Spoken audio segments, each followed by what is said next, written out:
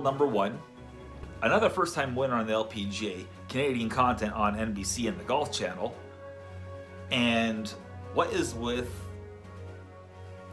match play being tied? I'm your host for Next Tee News, Alexander Toth, and this is Next Tee News, your weekly golf update for the 28th of March, 2022.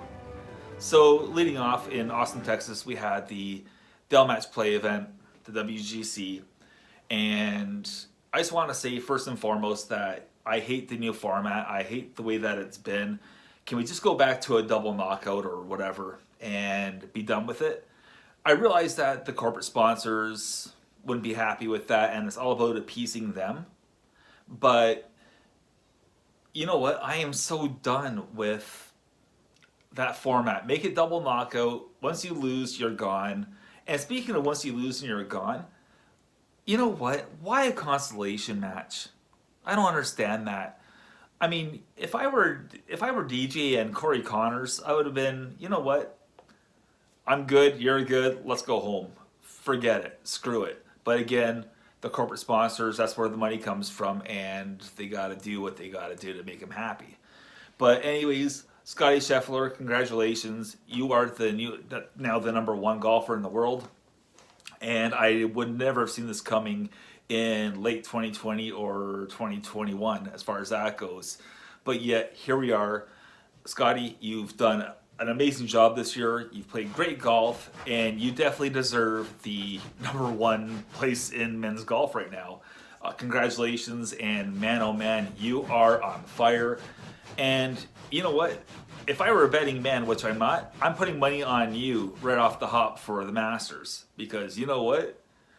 I'm sort of feeling it with you. So anyways, 2 weeks away, and we're going to see who's putting on the new green jacket. And of course, I have my dog here on the set of Next Tee News, getting comfortable, scratching, and making noise. So folks, I apologize for my dog Muskoka. But anyways, moving on to the LPGA. We had another first-time winner over at the JTBC Classic presented by Barbasol. We had Athia Thitikul from Thailand winning. She is the youngest golfer to win an event. This was her first event, but she was the youngest since Brooke Henderson won in 2016. The 19-year-old from Thailand played some great golf, and she knocked off Nana Courts Madsen in a playoff. If you haven't watched much of the LPGA has been fantastic this year. We've had 3 first-time winners. Thitikul joins Leona Maguire, and oh shoot, I forgot who it was. It was Madsen just last week or the week before. As being first-time winners. You know the old saying about any given Sunday? Well, that's what it feels like with the LPGA. You have your typical front runners, usually, the Brooke Hendersons, the Jenny Unkos, and we'll talk about her in a couple seconds. But it seems like anyone can win on the LPGA, on any given week. And you can say that about the PGA Tour as well. The game of golf on the 2 top tours in the world as far as, genders go, the LPGA and the PGA Tour respectively, it just seems like the game of golf is in a really, really, really good place with the talent level that's out there. And then, of course, you have places like the Korn Ferry or the Epson Tour, respectively, feeding these tours. Golf is in a good place, competitive golf. I just wish they would do something about the commentating. Speaking of the commentating, what's with this? The match is tied. The match is tied. Good God, I can't stand the match is tied. Can't it just be all square? I just ask. Just be all square. That's it. That's it, all square. It's that simple. Now, Canadian content.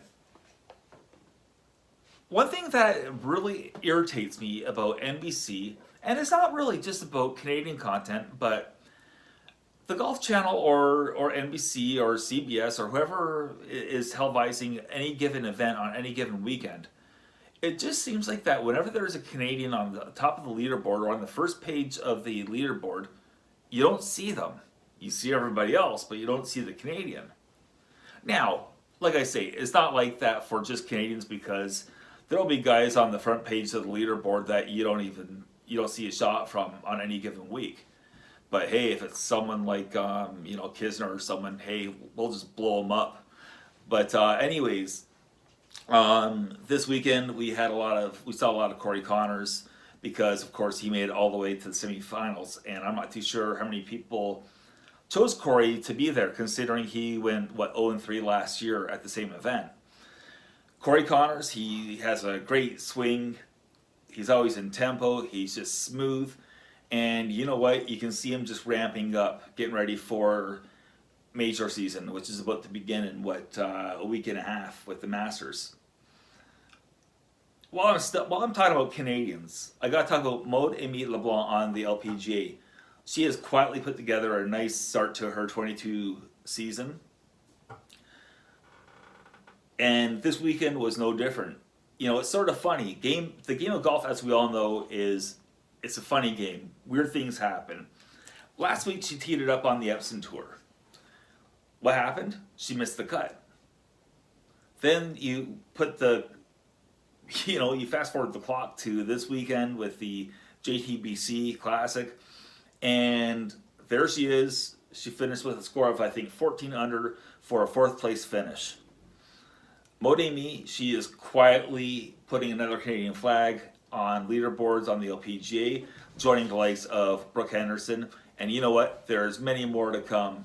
Many more just like them. So let the Canadian invasion begin on the LPGA, much like it has begun on the PGA Tour.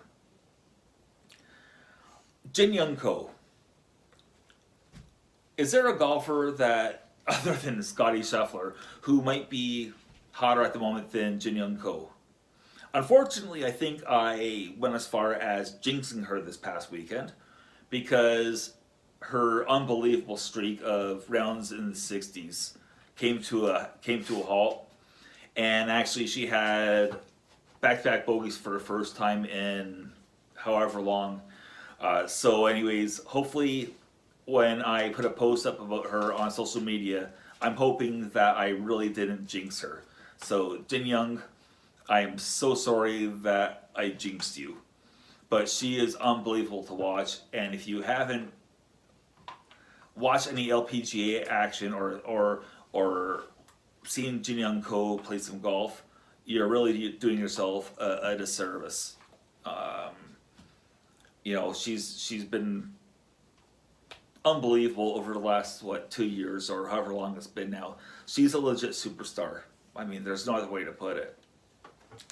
And finally, we also had the Corrales Punta Cana Championship down in the Dominican Republic, and unfortunately, I just had a total brain fart. I can't remember who won, but of course, whenever we have these alternate field events, you have the Del Match play, and then you had the event in Punta Cana. I really find that it's the Corrales is a more compelling event, because you know what, it's not the top 64 or whatever in the world, it's the other guys that are playing this event. So I'm all for the alternate field events, and I can't believe I lost who won that event. But anyways, no disrespect intended towards the winner of that event. So anyways, that's just a quick wrap up for Next T News for March 28th, 2022. It's Alex signing off. We'll see you next week. Take care, stay safe, and we'll see you on the next tee.